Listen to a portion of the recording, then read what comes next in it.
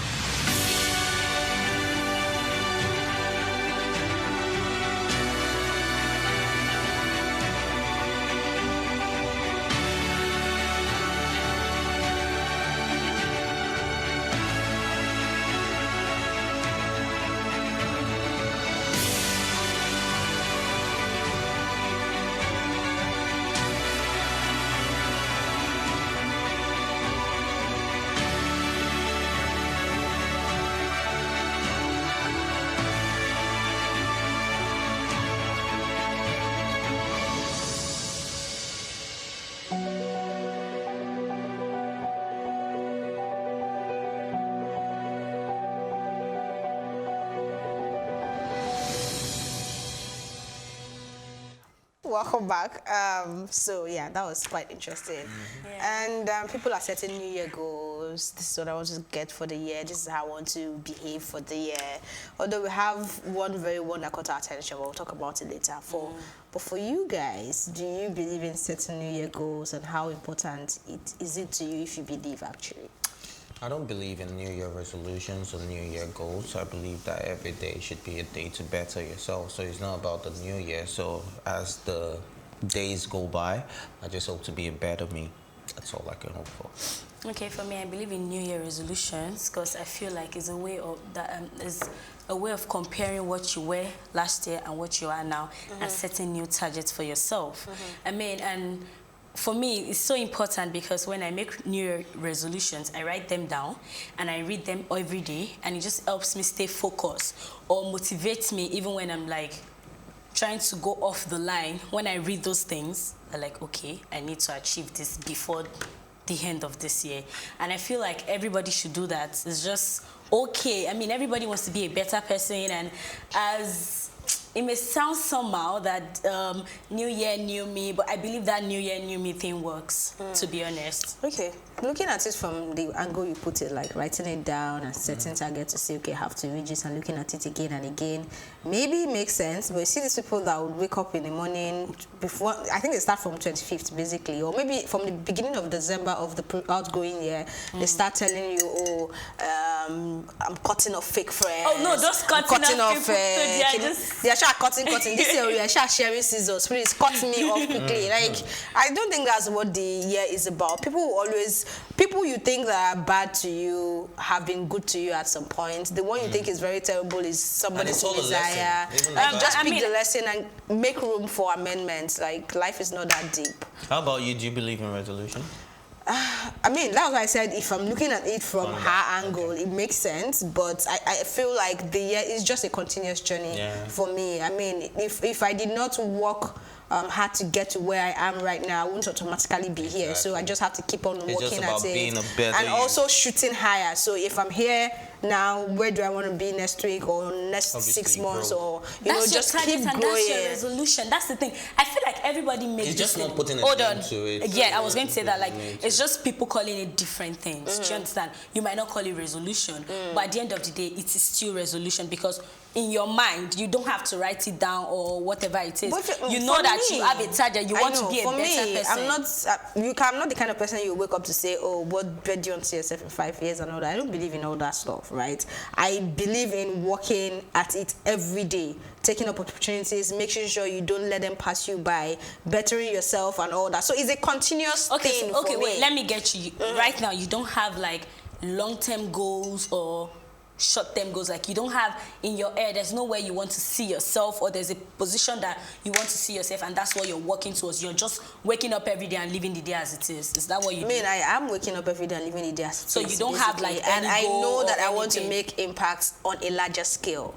Always, right? So if I've made impact on 100 people this year, I want to be able to make impact on. So it's about impact for me. It's not really. So I mean, I get what you're saying. I understand what you're saying, but for me, I don't defining it and saying it has to be. It has to be a yearly thing, and if it's not the beginning of the year, I cannot think back and sit down. I do that to myself every day. So I don't believe in the happening on the first day of the year thing. I think I do it more on my birthday and not on the first day of the year. What people don't understand is even before you go to bed at night, you should reflect on your day and say that, okay, where did I go wrong? Where did I get it right?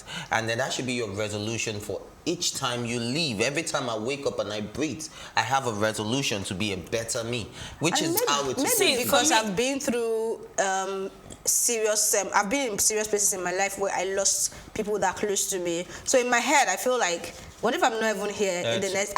Maybe I'm messed up that way, right? So that's why I'm not going. No, you're not messed up. I'm not going to pay attention to 5 years from now. What am I doing now? What impact am I changing? What am I doing right now? That's how I look at it. Now, for me, I really want to get where you guys are coming from when you say you just live now. Is it that because I just want to believe that when everybody, even when you're going to work, you already have plans that when I get to work today, this is what I want to do. And I mean, I know that you usually say that, like, even tomorrow you already have what you want to do tomorrow at work. So I'm just wondering that there must have been a place that you would have sat down and then see, like, okay, this is what I want to, this is where I want to see myself. Even if it's making impact, like you said, if that's your resolution, maybe you don't call it resolution, but I feel like everybody has that thing in them that this is where you want to see yourself. This is where resolution just makes it easier because you can always list it out and you don't have to do them all in 1 year. I'm not arguing about resolution. I'm arguing about a New Year resolution. Yeah, so it's not just the word resolution. I'm saying I don't believe in you being a better person every year. You have to be a better person every day. So your resolution should be more constant. That's what I see. I don't think some people make this resolution, right, and then they fall out of it in the next 2 weeks, 3 weeks, 3 months, and then they wait. They don't even try to pick it up. Like you said you read it and you tell yourself, okay, I'm going out of line, I have to make it work, right? They don't. Once they've missed the mark, they wait for the next 365 days to pick it up. And I'm saying it doesn't work for me that way. Okay, so maybe I need to understand that resolution is not just about I want to be a better person. There are other things involved, like goals that you set for yourself at work, in relationship, even cutting people off. To be honest, let us I'm not even joking. Let's admit that there's some people that you've had relationship with, and not just boyfriend, girlfriend, even friendship, you know.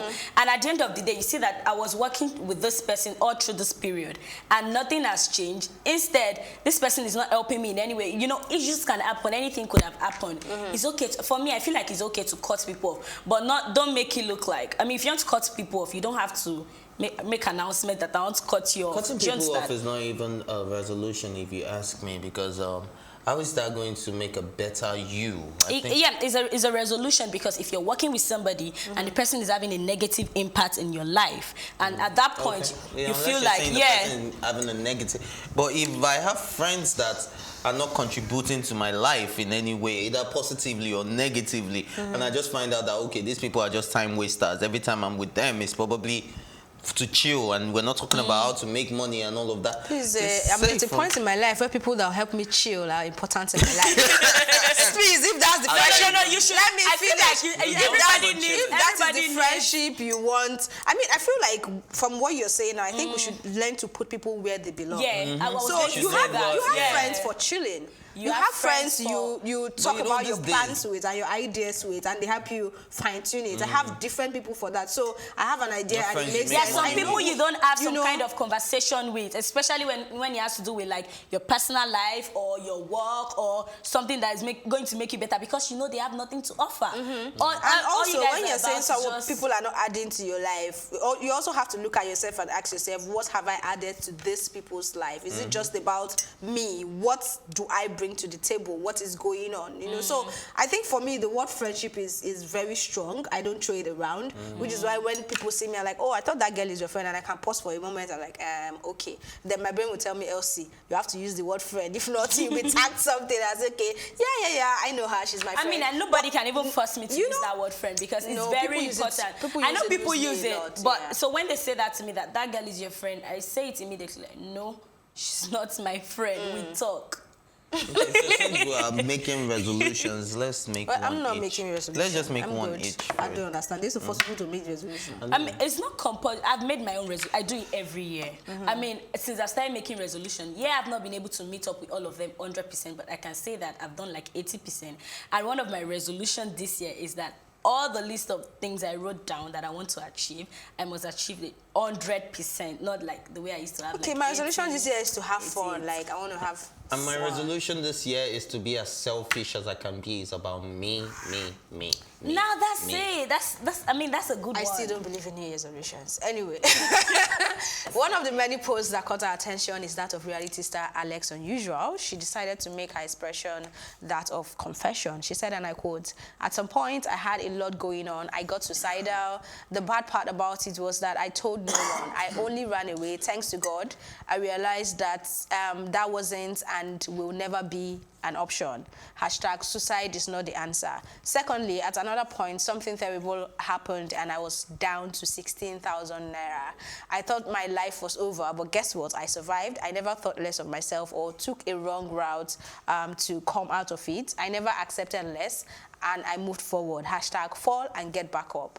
Number 3, she says she found love 3 times and lost it 3 times. Then she locked it up and threw the key away.